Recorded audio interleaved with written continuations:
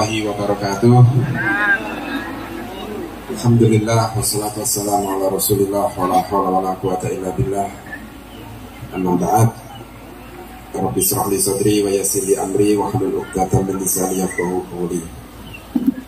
Kalau tak dimakan, Allah hormati, Allah tunggal kata-katanipun para alim ulama, para masyayikh, wabil khusus beliau Al-Mukarram Romo Kiai Haji Raden Ahmad Azaim Ibrahimi saking Pondok Pesantren Salafiyah Asy-Syafi'iyah Sukorejo. Atallahu umrahu bis-sihah wal afiyah wa yanfa'una bi asrarihi wa ulumihi fid dharaini amin. Yang kami hormati pengasuh Pondok Pesantren Salafiyah Syafi'iyah Jatisono Gajah Demak, beliau Bapak Kiai Hamdan. Yang kami hormati Ketua Pengurus Ikatan Alumni Pondok Pesantren Salafiyah Syafi'iyah Sukorejo, Bapak Sunarti Muhib, Bapak Kepala Desa Mas Habib yang menghubungkan acara ini dengan saya. Tidak lupa di sini hadir anggota DPRD Provinsi Jawa Tengah Mas Mawahib di Komisi E dari fraksi Golkar. Yang terkenal sebenarnya temannya atau kakaknya Mas Nusron Wahid.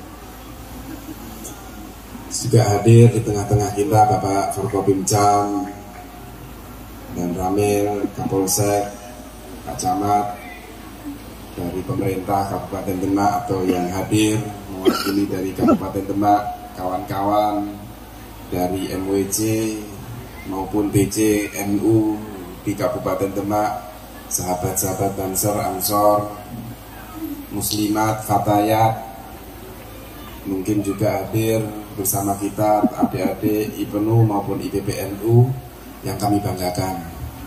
Hadirin hadirat yang dimuliakan Allah Subhanahu wa taala.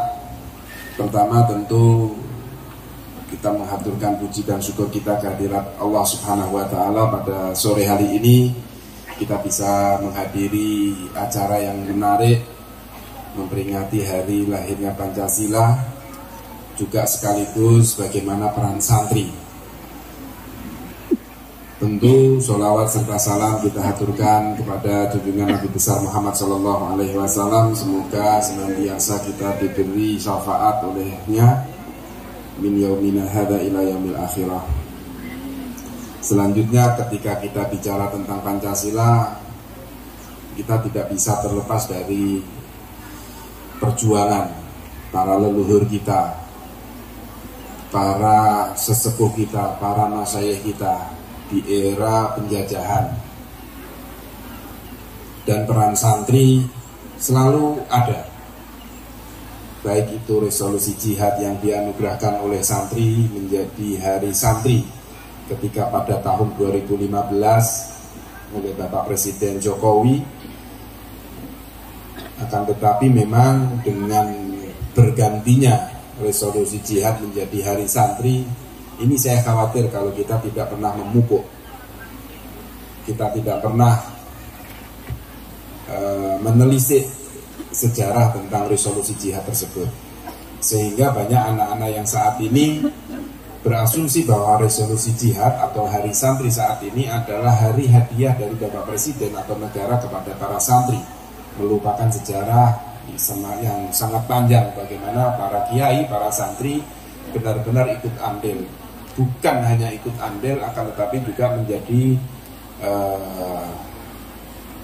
motor penggerak dengan munculnya resolusi jihad. Dan memang nampaknya kalau kita menelisik dengan resolusi jihad sendiri, benar munculnya itu jihad itu dari Pondok Pesantren, dari Mbah Hashim Asy'ari.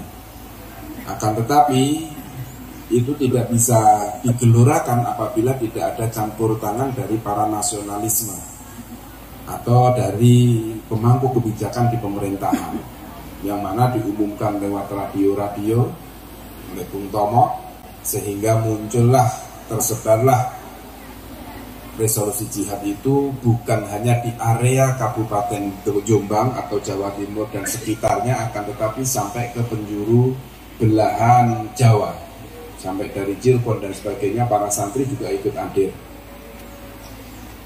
Kalau kita menelisik sejarah lagi, yang paling dekat di daerah kita adalah peperangan 5 hari Kota Semarang, yang mana menewaskan Dr. Karyadi ketika ada penggerebekan 5 hari oleh penjajah Belanda.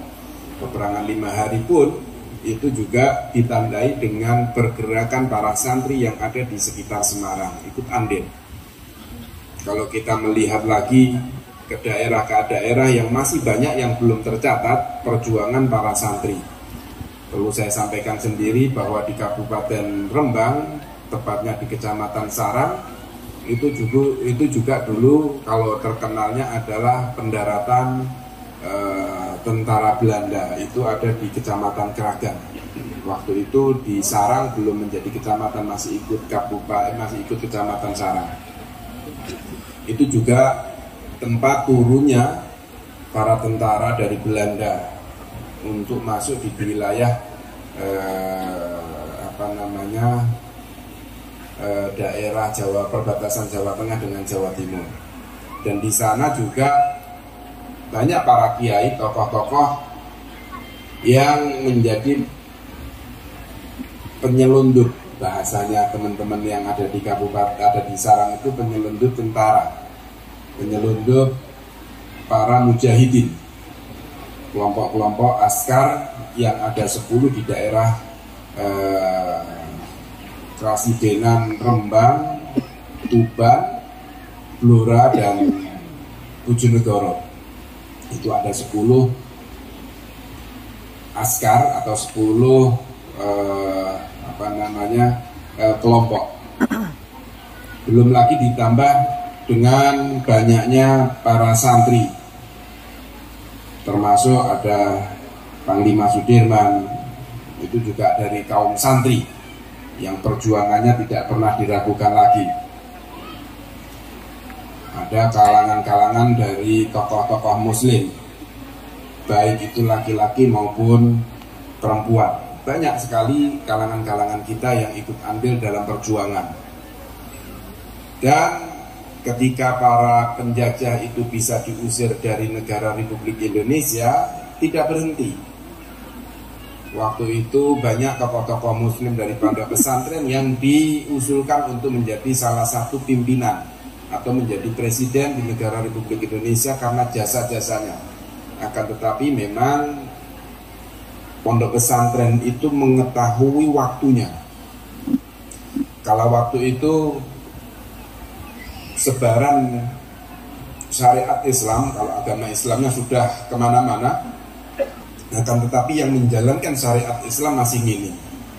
Sehingga perlu para santri, para masyayikh waktu itu menarik diri dari kursi atau jabatan-jabatan strategis, lebih mengutamakan bagaimana pondasi dari kalangan pondok pesantren sendiri, dari masyarakat tentang agama sendiri.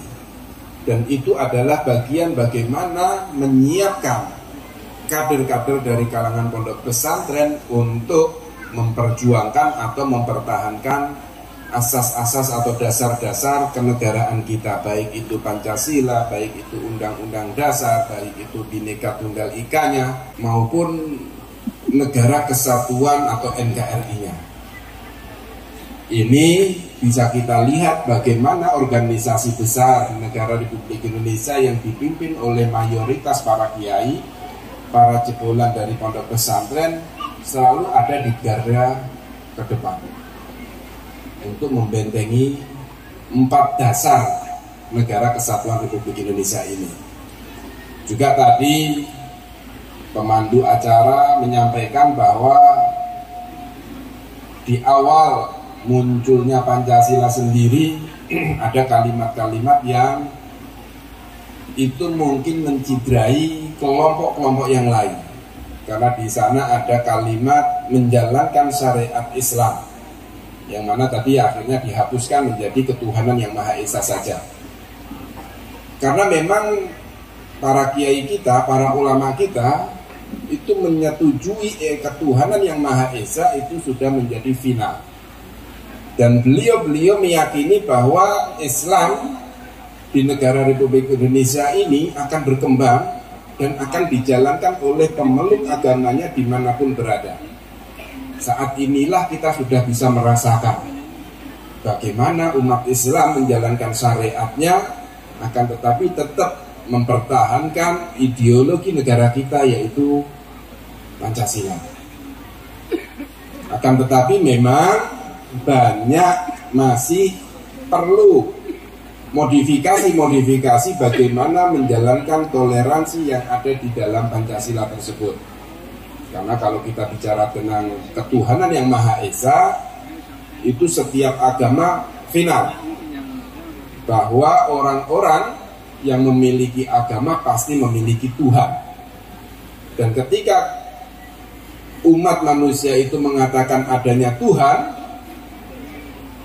itu pasti kekuasaan Tuhan itu secara mutlak, tidak bisa dibantahkan apapun agamanya.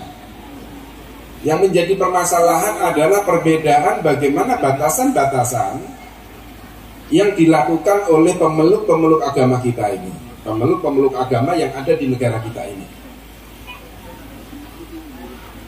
Agama Islam diajarkan oleh Nabi kita tentang toleransi. Bagaimana Nabi kita membuat negara Madinah, yang di sana juga ada aturannya, yang biasa kita kenal dengan Piagam Madinah. Di sana juga Nabi kita memberlakukan aturan-aturan yang mengatur kehidupan di Madinah, seperti para ulama mengikuti Nabi mengatur aturan atau undang-undang yang berlaku di negara kita.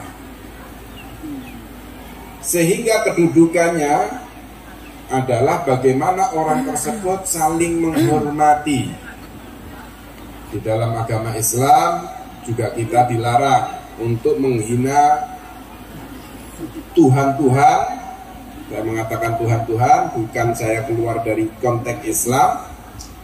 Bukan, kalau kita bicara tentang konteks Islam, ya Tuhan itu ya satu, Allah. Akan tetapi di dalam negara kita ini, bukan hanya orang yang duduk di negara kita ini berketuhanan Allah. Ada macam-macam yang mereka yakini. Kalau menurut kita kan itu salah. Akan tetapi kita disuruh oleh agama untuk menjaga hubungan tersebut. Maka disinilah muncul batasan-batasan sebenarnya yang perlu kita kaji, bukan untuk ideologi Pancasilanya. Saya pikir kalau ideologi Pancasila siapapun final. Meskipun dari orang-orang yang tidak senang dengan Indonesia sendiri, artinya bukan nggak senang dengan negaranya, dengan Pancasilanya sendiri, mereka mau mendebat Pancasila, nggak ada ujungnya. Artinya apa? Mereka nggak bisa mendebat itu semua. Yang menjadi permasalahan adalah di hari-hari besar, baik itu hari-hari besar umat Islam maupun hari-hari besar umat yang lain. Saya contohkan, ketika kita masuk di hari-hari besar di umat Islam, ada puasa, ada lebaran, yang mana di puasa dan lebaran sendiri kita masih sering selisih. Ada yang puasanya Kamis dengan Jumat, bahkan ada yang nyeleneh bisa Rabu, bisa Sabtunya, ya kan? Kalau perbedaan itu kan pilihannya hanya dua, kalau nggak Kamis ya Jumat, itu aja kan. Terus kalau ada yang satu nyelenehnya itu bedanya 2 hari, ini kan udah berbeda banget. Karena ada hisab, ada ru'yah, itu aja. Yang lainnya itu saya nggak tahu dari mana ambilnya, karena ru'yah sendiri pasti sebelum ru'yah itu diadopsi dulu adalah dari hisab dulu.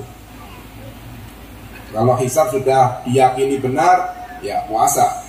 Akan tetapi memang perlu disempurnakan kalau memang ada rumah dan seterusnya. Saya nggak pengen bahas itu.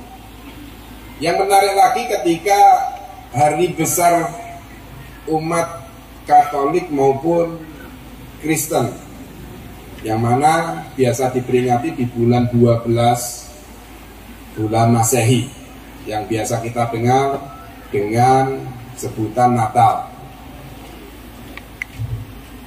Kalau di tanggal-tanggal menjelang Natal atau setelah Natal itu WA grup kita selalu digegerkan dengan adanya toleransi. Mohon maaf Mas Bansor, mohon maaf kawan-kawan, sing paling sering dikritik ya jenengan, karena kadang jenengan ada di bagian terdepan untuk pengamanan. Nah ini saya ngomong di sini, saya ingin, karena saya sendiri walaupun tidak pernah naik jabatannya, hanya satu kali aja di pengurus Ansor, dan Ansor itu bawahnya ada Ansor gitu ya. Nah, itu sendiri saya juga sering menyampaikan negara kita itu kurang apanya. Mohon maaf, kita punya TNI, kita punya Polri, yang keduanya ini memiliki tugas untuk pengamanan. Kita kenapa sih masih menggegerkan itu, toleransi itu? Toh Nabi kita juga mengatakan bahwa toleransi itu dituangkan di dalam sebuah surat yang sering kita baca, yaitu Al-Kafirun, Qul ya ayyuhal kafirun sampai akhir. Nggak perlu saya jelaskan di sini, tapi itu kan sudah jelas bahwa la a'budu ma ta'budun, sebaliknya. Kita sudah diperintahkan. Maka sering saya tekankan di sini, ayo kita modifikasi. Artinya modifikasi itu kita luruskan lagi. Alhamdulillah, setelah sering saya sampaikan, kawan-kawan, baik itu dari kawan-kawan Kristen maupun Katolik, ikut menyadari hal ini. Saya sampaikan bahwa toleransi itu tidak harus kita mengikuti atau ikut andil dalam merayakan, enggak.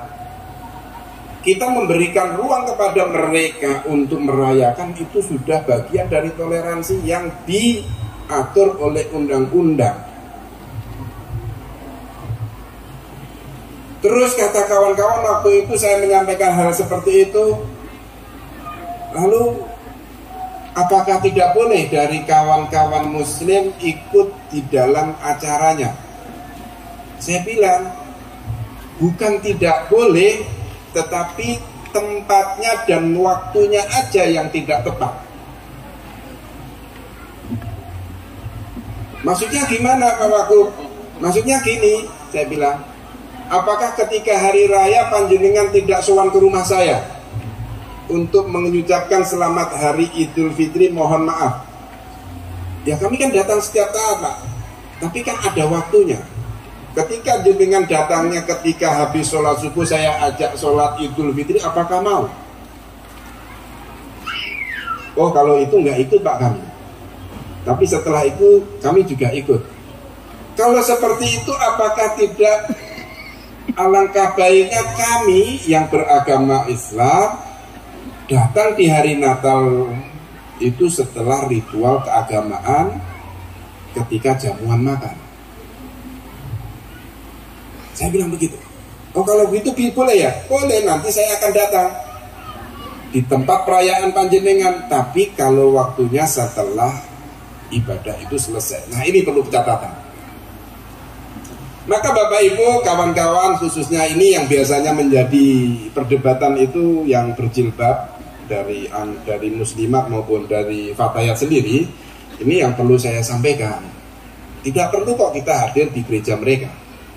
Yang penting memberikan ruang mereka untuk beribadah. Dan saya yakin dari kawan-kawan TNI Polri ini menjadi garda terdepan untuk pengamanan. Jadi tetap Banser mengamankan itu tidak pada waktu itu. Wong jenengan nggak punya senjata kok. Jenengan itu kan punya senjatanya tangan ketika mengamankan kiai dari tangan-tangan yang ingin salaman.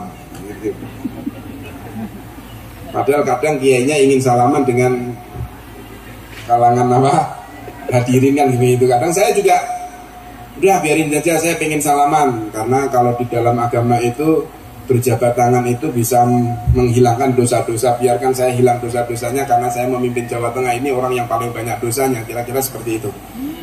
Jadi pengen jabatan tangan dengan jenengan biar dosa saya hilang. Nah ini yang perlu kita modifikasi. Jadi kalau berdebatannya toleransi ketika mereka beribadahnya dengan tenang, kita juga beribadah dengan tenang, itu sudah final. Dan kami tidak akan melarang ibadah mereka seperti halnya ketika Nabi besar kita Muhammad SAW ditawari untuk toleransi setahun dengan setahun, seminggu dengan seminggu, atau sebulan dengan sebulan, beribadahnya bareng-bareng. Jawabannya sudah tegas, nggak mungkin saya menyembah Tuhan kamu, begitu juga sebaliknya kamu nggak mungkin menyembah Tuhan saya. Maka ketika di hari-hari Natal, ketika saya diajak keliling sama Forkopimda Provinsi Jawa Tengah, ya kenapa saya nggak hadir? Saya ikut hadir. Tapi ya itu tadi, ketika mereka sudah selesai, saya datang. Ini adalah bagian bagaimana mengkultuskan ketuhanan yang Maha Esa tersebut. Mereka tetap menyembah Tuhannya, kita menyembah Allah kita, ya kan? Ini sudah final. Apalagi kalau sila kedua, sila ketiga, sila keempat, sila kelima, itu adalah bagaimana kita mujamalah, kita berhubungan. Toh kita nggak mungkin kita memiliki produk sendiri. Orang Muslim harus belanja produk-produk orang Islam sendiri. Kita nggak makan, Pak. Benar. Kalau kita itu bilang kita harus beli produk kita sendiri, kita nggak makan.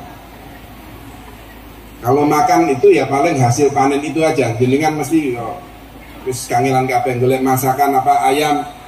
Sekarang mayoritas ayam penyembelihannya itu ya bukan dari kita. RPH, RPA itu yang besar-besar bukan dari kalangan kita.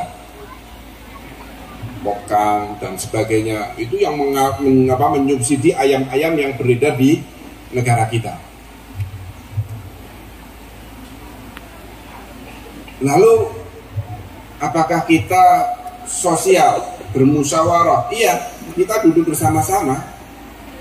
Akan tetapi perlu kita ingat, kita syukuri bahwa selama negara kita ini berdiri, itu kita masih dilindungi oleh Allah Subhanahu wa Ta'ala negara kita. Mulai dari Bung Karno-nya itu Muslim, Pak Hartonya itu Muslim, lalu diteruskan oleh Pak Habibie, diteruskan oleh Gus Dur, digantikan oleh Bu Mega, diteruskan lagi oleh Pak SBY, saat ini Pak Jokowi. Inti keseluruhannya adalah orang-orang Muslim yang mana kita masih diperintahkan oleh Allah Subhanahu wa Ta'ala, yaitu apa? Kita harus taat. Atiullah wa atiur Rasul wa ulil amri minkum. Kalimat minkum itu adalah bagian dari kita. Dan semuanya pemimpin negara kita itu adalah bagian dari minkum. Dan kita melihat untuk puasanya, kita masih pernah melihat beberapa kali puasanya, terserah itu urusannya. Yang penting kita melihat ada yang puasa. Zakat juga saat ini Basnas di mana-mana. Di Provinsi Jawa Tengah seluruh ASN sudah wajib zakat. Tanya kalau nggak percaya. Semua dipotong, termasuk saya. Nggak tahu Pak Wahid ini bagian dari Pemprov atau enggak ya? Kayaknya DPR belum ada potongannya zakat profesional, belum ini. Nanti bisa diusulkan, Mas. Dari anggota 125 kira-kira kalau dipotong itu berapa persen? Kalau kita kan saya sudah otomatis, saya itu ketika belum ditransfer ke rekening gaji saya itu sudah ada potongan 2,5% per bulan. Jadi saya udah masuk ke Basnas lah. Kalau itu dikatakan kalau nggak bisa dikatakan zakat, ya masuk ke sedekah paling enggak. Tapi DPR belum. Nah ini jenengan nanti kalau milih tanyakan, nanti jenengan mau nggak dipotong 2,5 gitu ya? Kira-kira seperti itu lah. Jadi biar saya enak nanti mimpin Jawa Tengahnya lagi kalau jenengan masih mengusulkan kan gitu kira-kira. Ini kita sudah berjalan di Jawa Tengah, pemotongan itu mulai dari guru SMA, pokoknya embelnya masih pegawai negeri, dari pemerintah provinsi dipotong 2,5. Diprotes, iya Pak, kami diprotes. Terus Gimana kalau kami ini menjadi ASN yang baru, terus saya beli rumah, gajiku wis entek kanggo bayar cicilan rumah, ada sisanya untuk makan 1 bulan. Ya berarti jenengan ini bukan muzaki tapi mustahik, kami zakati. Kan seperti itu. Inilah pentingnya kenapa santri itu dituntut untuk modernisasi ilmunya, tidak hanya di kalangan atau tidak hanya di pesantren atau di majelis-majelis taklim, juga harus masuk ke pemerintahan. Guna apa? Ya ini menjalankan hal-hal yang seperti ini, memberikan jawaban-jawaban seperti ini. Iya, era Mas Ganjar sebelum sama saya, Basnas sudah motong 2,5 zakat, 2,5%, tapi belum seluruhnya. Waktu itu masih belum berani. Ketika berdampingan dengan saya, Mas Ganjar tanya ke saya, Gus, kalau kita tarik semua gimana? Gak apa-apa. Kalau Anda yang pertanyaan seperti ini gimana? Ya itu berarti bukan masuk ke muzaki tapi mustahik. Kita kasih. Akhirnya setelah diumumkan semua menerima. Yang belum tersentuh hanya DPR, mohon maaf Mas Wahid. Yang belum tersentuh hanya anggota dewan yang belum dipotong 2,5 ini.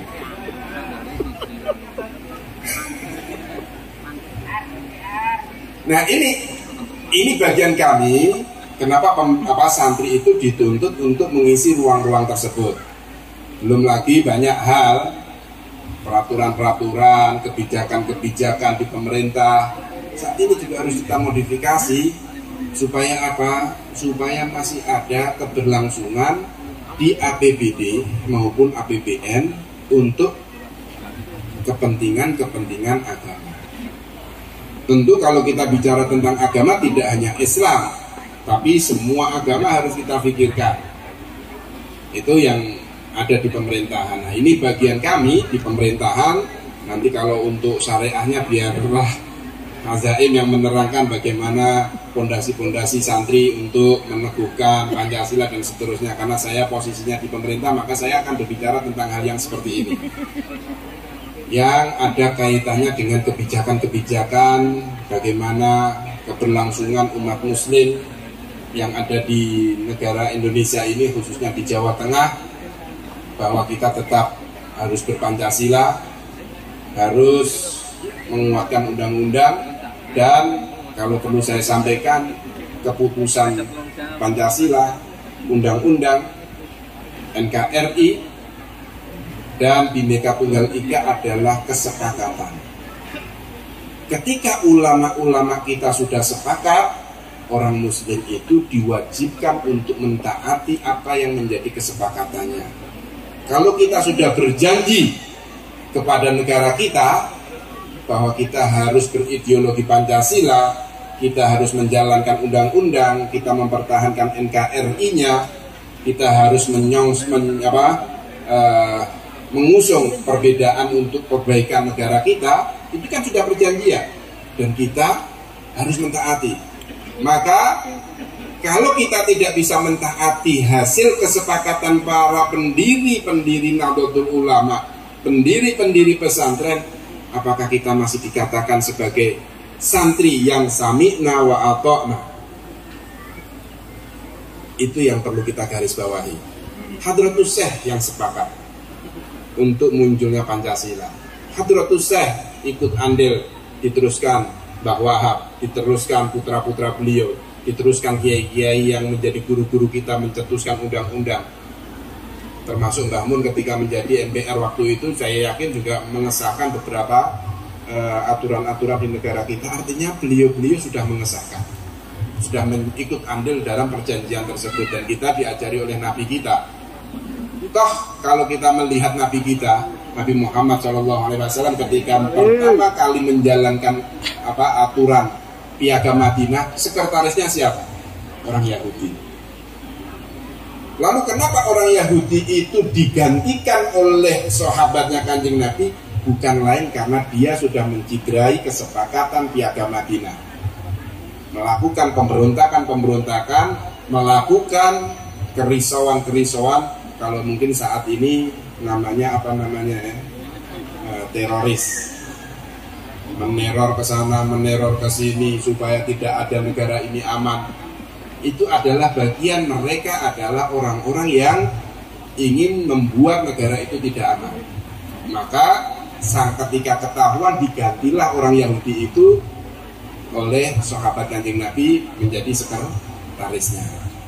Kalau seandainya mereka itu mau memegang perjanjian, saya yakin jabatan sekretarisnya Nabi itu tetap orang Yahudi. Begitu juga kita, kalau kita mau masih eksis, santri itu masih eksis di pemerintahan, ya mari kita tegakkan bahwa kita memegang janji-janji para ulama kita. Ini yang bisa saya sampaikan, kurang lebihnya saya mohon maaf.